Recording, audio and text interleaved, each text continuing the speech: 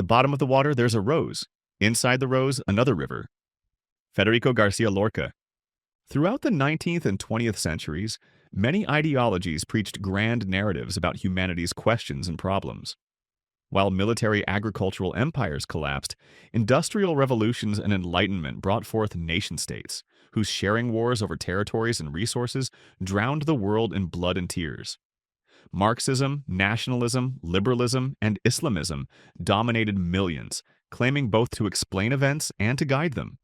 During the Cold War, the bipolar world of capitalist democracy and totalitarian socialism fostered the westernization of the world, establishing national development and welfare systems as rewards to the nations adopting imposed westernization.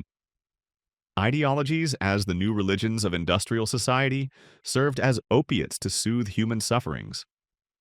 The latter half of the 20th century was marked by the struggles of idealistic generations, fighting for their versions of the good, the true, and the beautiful, a better future, through tales of blood, tears, imprisonments, and deaths.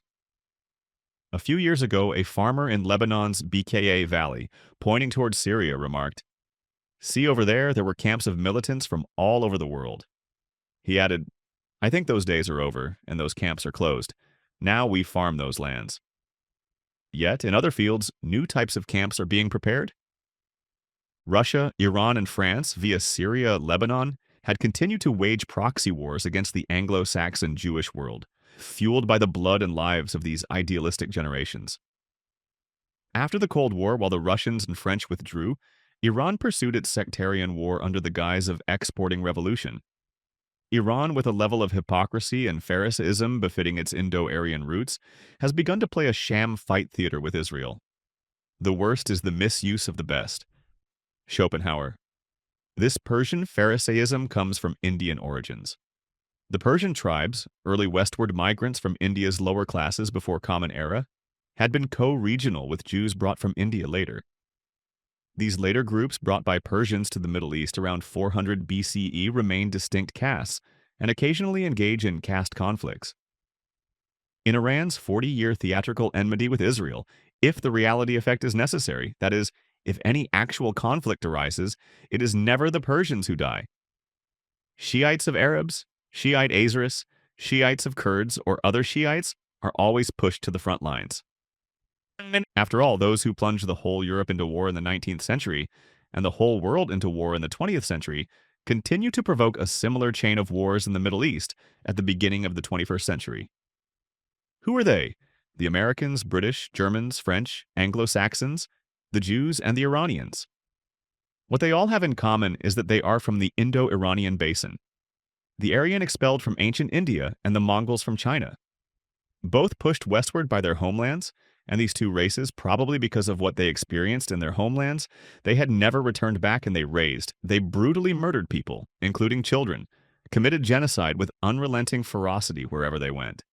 Their history suggests a profound problem with humanism itself. The Indo-European and Aryan race theories are likely accurate and still dominate the world. The hegemonic forces with their inherent hatred of humanity are Aryan.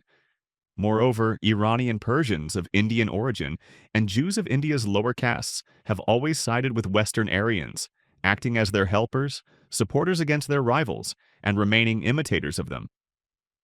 The Indian Dravidian roots of the Jews, veiled by their partial Judaic assimilation in the Middle East, become evident upon closer scrutiny.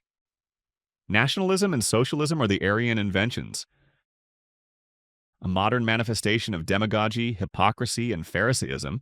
Those qualities are the hallmarks of those with Indian roots, rebranded National Socialism. That was a concept invented by another Aryan race, the Germans, by veiling it with the concept of Nazi and fascism, and marketing it to the second and third world as a so-called religion of national salvation.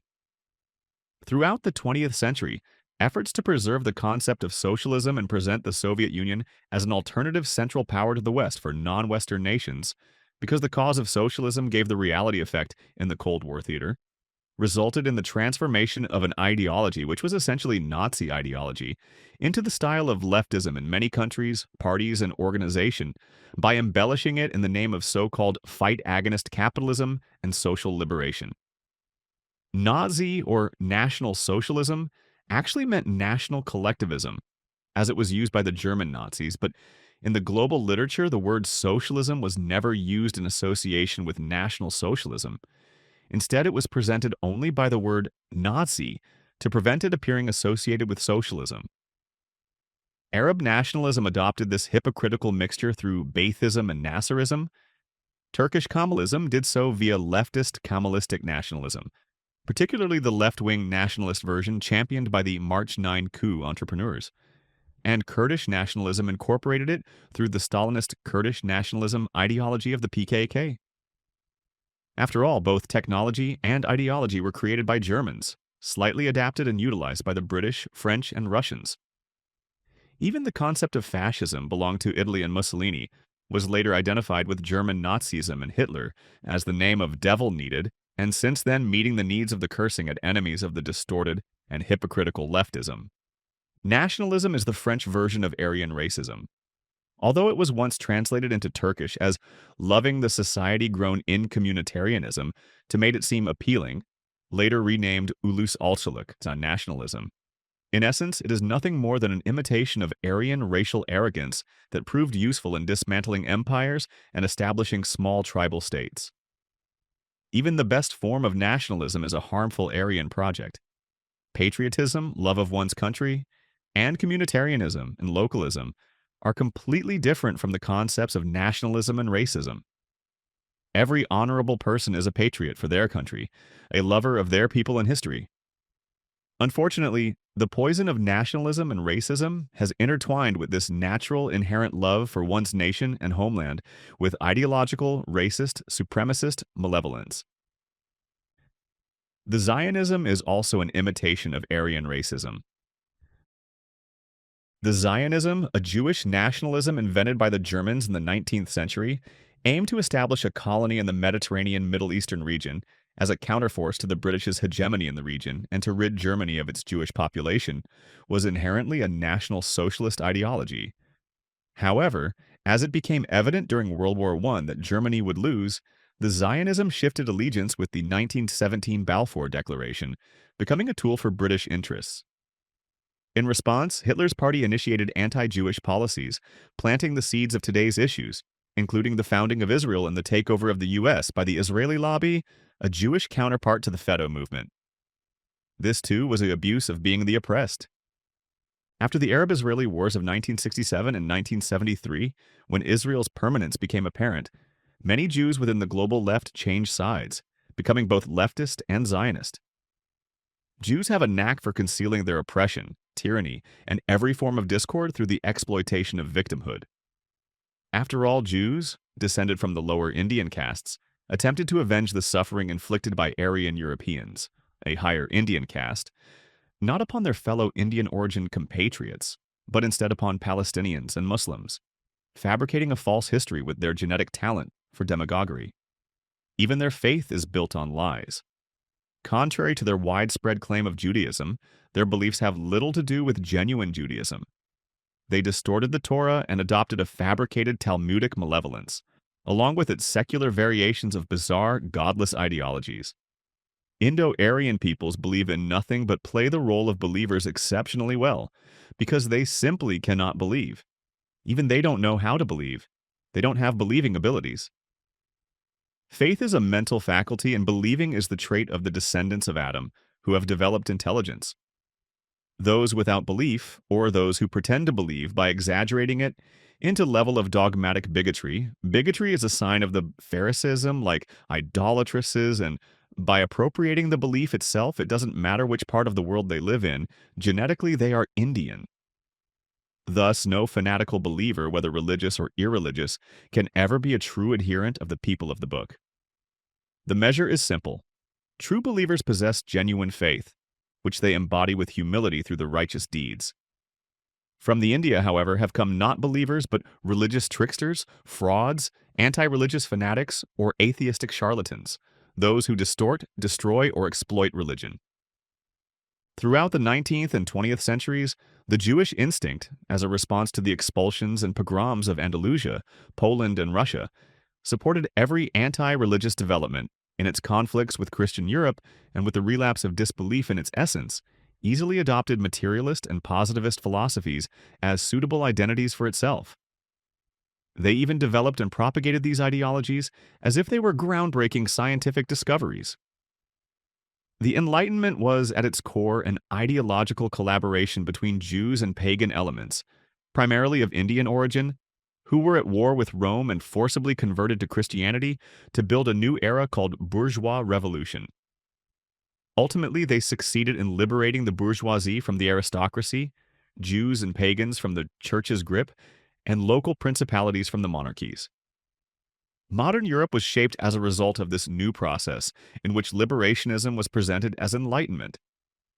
Subsequently, principality wars between them, that is, colonial sharing wars between nation-states, began.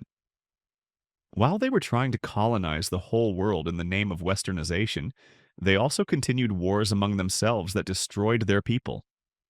The reason why they could so easily drive their people to death was because they were not one of those people. The European welfare order established after World War II actually meant that the rival Germany's and Japan's warrior power was conditioned to work. Don't fight, work, under the protection and supervision of the USA, and that its energy ceased to be a threat with this castration. Scientific and technological developments and new inventions were polishing the image of a modern West that fascinated the rest of the world, and the big brother role of the USA in particular was presented as both a security and political role model, and as the ideal of contemporary civilization to the people convinced by the threat of the Soviets and communism. The founding fathers of the USA were also of Jewish or Anglo-Saxon origin, that is, in the final analysis, of Indo-Aryan origin. Some call it WASP, some call it the Deep West. As Octavio Paz noted, the past 2 centuries were dominated, in essence, by the West's internal war, or more accurately, the historical civil war of Indo-European peoples and castes. This Aryan will, which made the 20th century the American era, is obviously tired and worn out enough, and is now preparing to reestablish and manage this global game on a different field and in a different context. China. Is it really China? Now, we are in the first quarter of the 21st century, and a similar preparation for a global order is being made for China. Massive technological infrastructures, productions, inventions, surveillance systems with chip-based cameras and scoring mechanisms, a tremendous economic leap, political stability, and cruel new weapons that kill masses like insects. Everyone knows these were not invented or developed by the Chinese themselves. A Chinese sage once said, "You can kill a person with theurgy, but only if you add a bit of arsenic to their tea." It seems a bit of English tea has also been added to China's brew. This gigantic power, which is presented as a medium-term threat on the one hand, and as a new role model for the post-US era on the other, is developing in a silent or insidious position for now.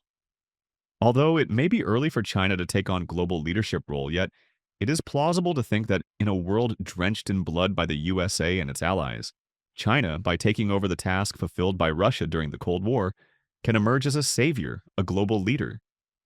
Clearly, socialism and nationalism, which served as the opium of Latin America and Asia in the last century, are being updated in a form of new model of National Socialism, exactly in accordance with the definition tailored specifically to China. It seems that in the 21st century, capitalism will develop hegemony of National Socialism derivatives, fueled by anti-immigrant nationalism in Europe.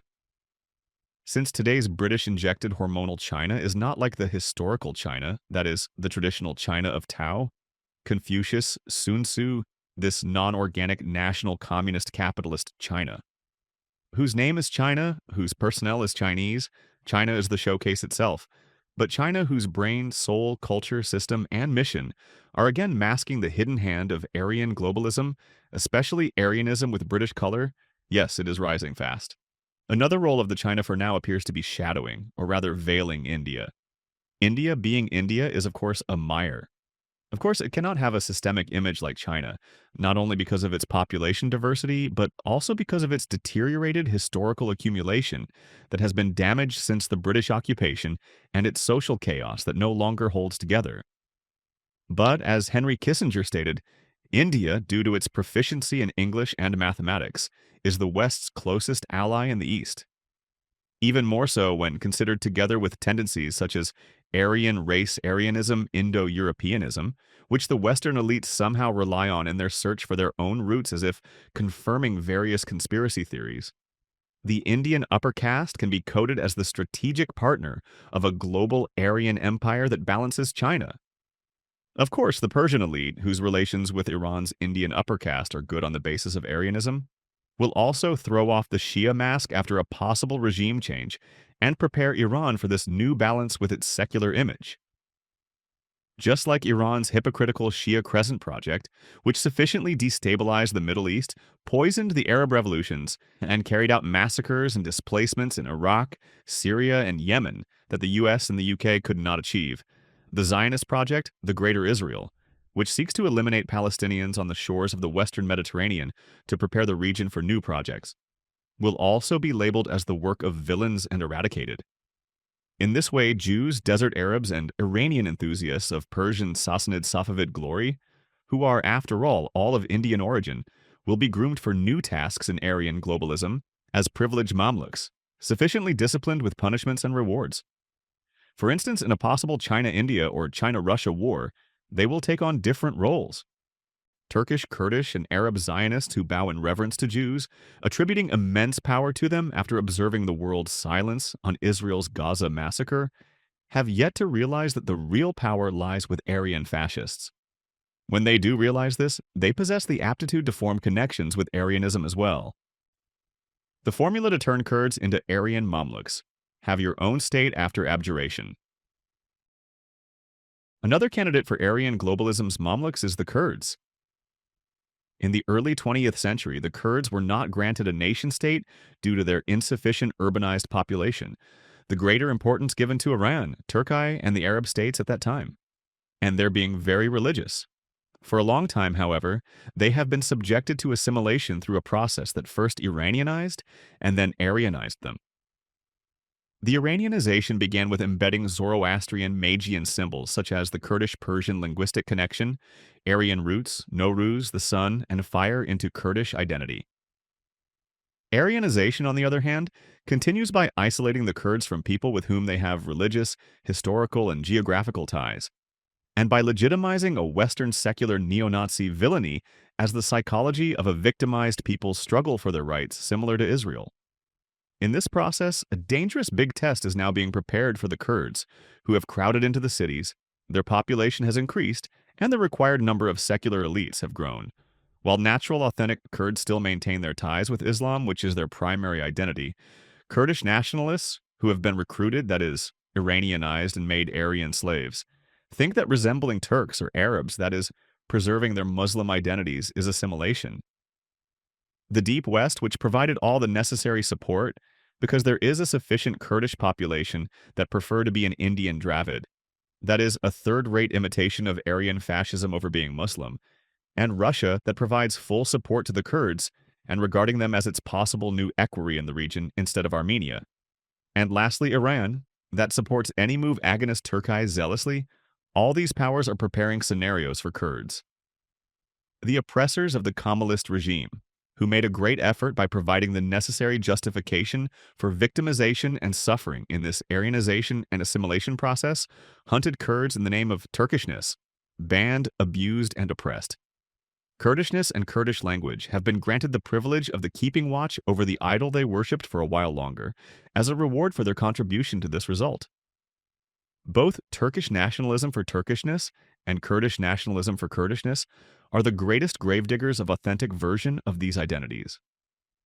It is time for patriots themselves to wake up and seriously question Turkish racism, which pushes the willpower that has organized the entire region with peace and justice under the flag of Islam for 1,000 years to the vileness of nationalism shaped as an imitation of third-class Aryan racism, and causes the hostility of the peoples it rules.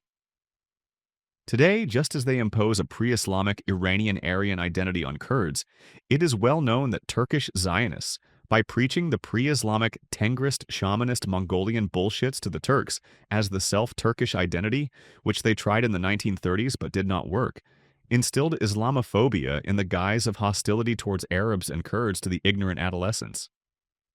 The hands of Israel in Aryanism is evident behind this toxic campaign. No one has the right or the authority to make millennia-old historical authentic identities the toys of global devils in this way. The same goes for Kurds and Kurdishness. A century ago, those who told the Turks, abjure your religion, take the state, are now saying to the Kurds, firstly, abjure your religion, secondly, leave aside your identity, then take your state. They say, abjure your religion, leave Islam aside, leave the authentic humanizing pool that you joined by participating in the historical Abrahamic revolution that has dominated the world for 1,000 years. Then we will honor you as a Turk, as a Kurd, as an Arab, and we will even include you among our privileged servants, despite the half-animal state you will become again, by leaving your original identities. We will make you live in wealth and opportunities. For now, they apply this at the individual level or for small groups, communities, parties, organizations. We have observed enough that after leaving Islam, what is left behind are Dravidian human garbage dumps called Turks, Kurds, Arabs, Albanians, Circassians, etc. But on the other hand, we have also seen that these creatures who can become racist, nationalist, fascist because they no longer have any concern about humanity are carefully protected, rewarded, and showered with various blessings by their Western masters. We know well that especially among Turks, those who have been secularized and abjured Islam for decades have acted as self-colonizers, waging a proxy war masked with secularism and republicanism against authentic Turkishness, Kurdishness, and religiosity have been awarded, being made famous and untouchable with additional rewards such as position authority and protection to make their crimes being forgotten by their Western masters due to this proxy war. The country continues to pay the price for the destructions caused by the crimes committed by these devshirmes, who are the accomplices of the global oppressors. This entire assimilation operation aims to subject the Middle East to the fate of 15th century Andalusia or the Balkans in the early 20th century. It is well known by all and proved by the history that Islam is the sole root of both the inventor, the developer, and the insurance of the authenticity of the Turkish, Kurdish, Arabs, Circassians, Albanians, Bosniaks, and Georgians. Identities and sole guarantee of coexistence and peace for all the peoples of these lands, including Armenians, Greeks, Jews, Syriacs, atheists, heretics, or other marginalized communities. Any past conflicts were either small, local political economic disputes, or the product of proxy wars incited by Eastern or Western devils. Never has any injustice, oppression, or cruelty originated from Islam itself or been compelled by being Muslim. Because there is a belief in goodness and justice that does not allow cruelty, injustice, and unfairness, even if it is done in the name of Islam. Despite the narratives of westernized devshirmes's claims, whose minds poisoned by foreign ideologies, the reality remains that all these identities still exist today, with their languages, cultures, and beliefs intact as proof of this Islamic legacy. In this context, what all the devshirmes who think that Islam is an ordinary religion or code it as such, and have internalized this modern perception of religion do not understand. The war waged by this global gangs against Islam is not a classical war of religions, but a war of political economy and hegemony. Moreover, it is the symbolic code of the ontological struggle between humanization and demonization. Islam is more than a religion. Islamism is the claim of this more and is the name of defending not the dominance of religiosity, but the honor, existence, and survival of the people of this entire geography and the honorable accumulation of its history. All kinds of ideological fruitcakes whose minds have been poisoned by British political economy, French sociology, German ideologies, Russian geopolitics, American power, and Israeli money, must first learn to understand Islam not as a religion, but as a universal and historical dynamic of existence. Indiaization of the world. The Indiaization of the world, or rather the Indiaizing, is a metaphorical concept by which we mean the hegemony of Aryan racism. That is, the Indo-Aryan fundamentalism that the Western white man ascribes to himself, regardless of the country called India today. In this sense, historical India, to which anti-human global tyrants attribute their roots, is a wide area defined as the Indo-Iranian basin, extending from the Euphrates to Herat, from Baghdad, Basra, Eastern Arabia, Yemen to Tibet, from the Caspian Sea to the Bangladesh. Hundreds of tribes, beliefs, sects, languages, religions, sciences, techniques, politics, and war cultures that emerged from this basin have been dispersed around the world with a population transfer averagely every 1,000 years. In this sense, India is the name of an entity that is larger than the country of 1.5 billion people called India today, whose official name is Bharat. That's exact entity, Indiaization or Aryanization, is a necessary conceptualization to understand today's the world correctly. The successors of the Indian elements who migrated to the West during the migration period, 2,000 years ago, have been trying to take over the control of the whole world with their white superior selected race theories and the mask of the Western white man they have promulgated with the Indo-European and Indo-Aryan theses for the last 200 years. The westernization of the world was achieved through the dominance of capitalist production relations. It seems that the Aryan caste, which has now embarked on a new quest, has now moved to a different stage with new digital technology and asymmetric hybrid warfare methods. This caste, not content with the hegemony that they achieved through wars and technological superiority in the last century, by turning to the communities they had chosen, for example the Jews, first by beating them and now training, strengthening, rewarding them, they have tend to make them devashermis and make them similar to themselves, that is, to diversify and multiply their own lineage. They will seize those of the other peoples that they can assimilate in line with their goals as privileged slaves and use them in their regional local projects. They are making moves to exterminate the remained human garbage through hunger, famine, disease, war, deprivation of mind, and immorality. India exemplifies this process. This tragic country where institutionalized, internalized, taken for, granted forms of hunger and greed and all kinds of evil inspired by this situation have become destiny, is now a mirror of destiny for the whole world. There are 1 million gods, 5 million religions, 10 million preachers, 100 million tribes in India, but there is one truth. This vileness is not destiny. This disgusting hell is the work of the greedy demon noble upper castes. Those familiar with India's caste system can see that a global caste system is being constructed, and those who know India's religious and mythological diversity, on the other hand, can also recognize that the humanity's ancient beliefs, knowledge, traditions, and faiths are being deformed. Thus, it is as if the memory is reset to zero via the films, TV programs, gaming, pornography, information technology, and finance industries. This reset aims to construct a new universe, nature, world, humanity, life, economy, history, science, and culture. For example, the class difference between the upper and lower castes, the dependent and empathetic position of the lower castes, and the lower caste called Dravidians, which were anonymous people in ancient history, are actually the ancestors of today's Jews and Gypsies, have begun to openly spread a lifestyle of rude and aggressive behavior developed with the motivation to imitate the upper castes.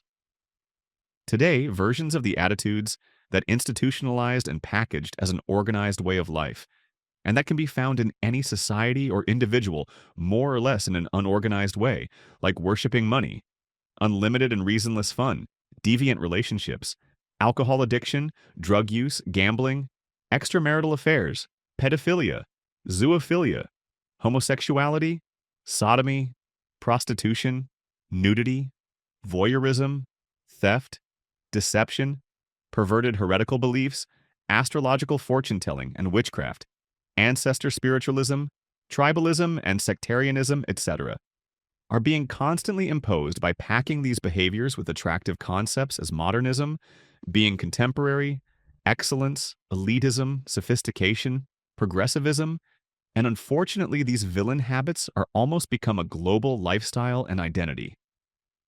This is the summary of Aryanization, Aryan hegemony. The devilish lifestyle of the upper caste is injected into all humanity, appropriate dose for each stage, as poor imitations. And the aim is to condemn humanity to live in a huge slave field, a garbage dump, by eating, crushing, and consuming each other, using the wealth it possesses, stolen from humanity through economic manipulation. This demonic center wages war against humanity, humans' atoms' ancient heritage, beliefs, traditions, families, morals, personalities, and values. Recognizing what they are and what they aim to achieve, and interpreting all developments in this context, is essential for taking necessary precautions.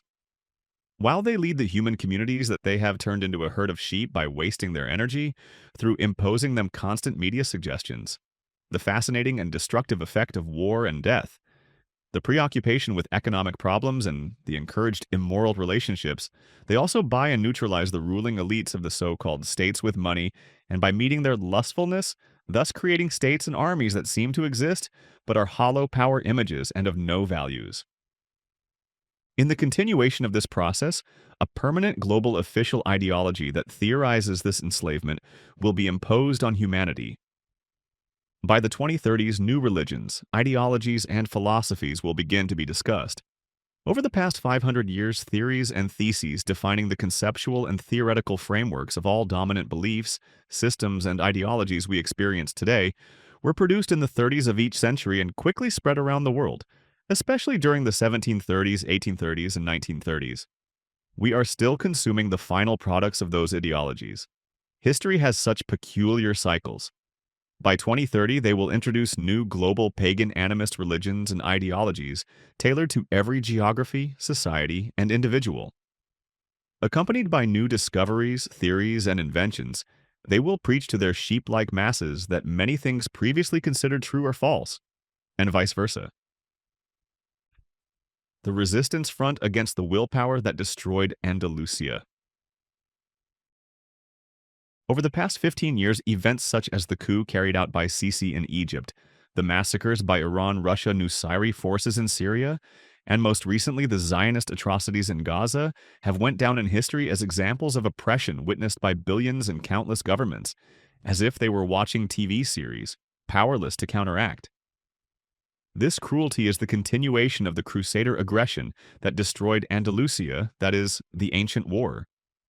The global crusaders that have organized the ISIS-Daesh organization by releasing Saddam's sold-out Ba'athist Republican guards from prisons, adding Afghan and desert Arab murderers and psychopaths in US, European, Russian prisons, together with Pharisaistic gangs which organized by Persian assassins like Qasem Soleimani Nasrallah Houthi.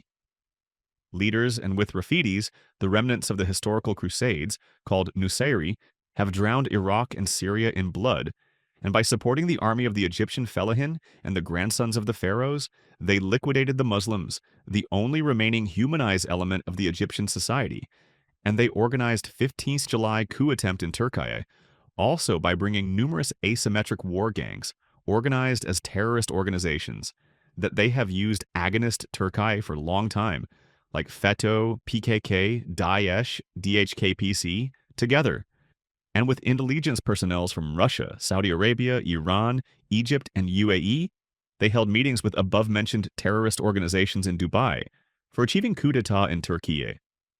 The place called UAE Dubai is the field of tribes that are originally from India but speak Arabic, and it is the news center where British, USA, Israeli preparations are being made to cause unrest in Muslim communities, just like Saudi Arabia. Any analysis fails to see that the thousand-year-old Crusaders' spirit, which is aiming to destroy the spiritual roots of our geography, these lands, that is, all indigenous dynamics, especially Islam and Eastern Christianity, and trying to de-Islamize the entire Eastern Roman Ottoman geography like Andalusia, and distance it from the nation of Abraham, is still active, and their main motivation is still to destroy these historical resistance dynamics, is meaningless, and in fact, they are voices with a mission to obscure this reality.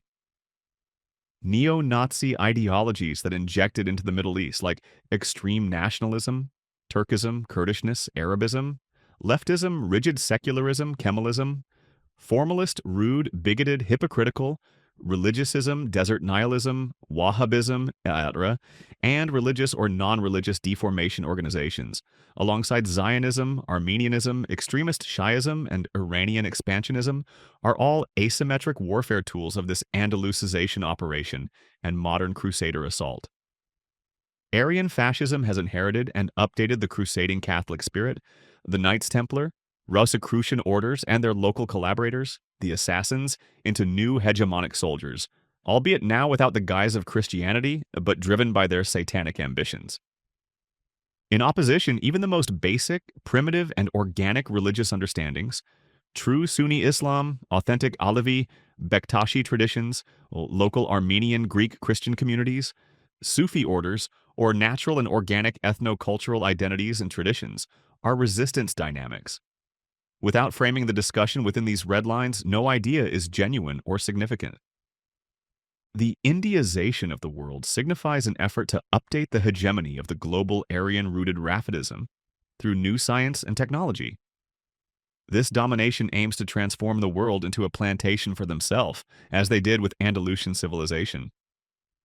This global aggression from shaped global caste system through global political economy that reduces humanity to classes of herded sheep, that targets ontological existence of mankind, that is, targeting female-male gender identities of human, mental, and physical health, the home, the family, the morality, the libertarian Abrahamic monotheistic faith, the environment, the climate, the nature, the creatures, the child, the women, and that keep exploiting the women and the children, that continues to deform and ruin their normal flow of life, necessitates a global struggle that must correctly identify it and hit it in the right place.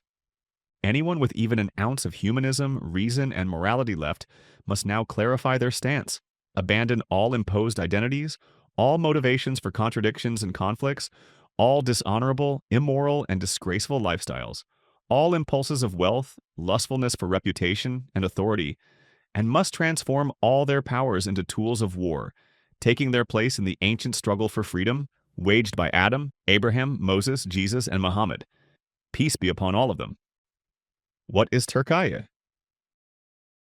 Turkey, with its roots in Eastern Rome, Seljuks, Ottomans, and with its republican experience, and with its mission as the ancient homeland of the Abrahamic nations, with its continuing thousand-year struggle in its authentic front against those who seek to sever these roots, with its quest to not be like Andalusia, on behalf of humanity, on behalf of the people of the region, on behalf of Anatolia, on behalf of all elements of the Abrahamic nation, and with its desire to progress on this path, in order not to be the weak target of ancient aggression in the process, by targeting the attackers themselves with its thousand-year regulatory willpower, it is a citadel to be fortified.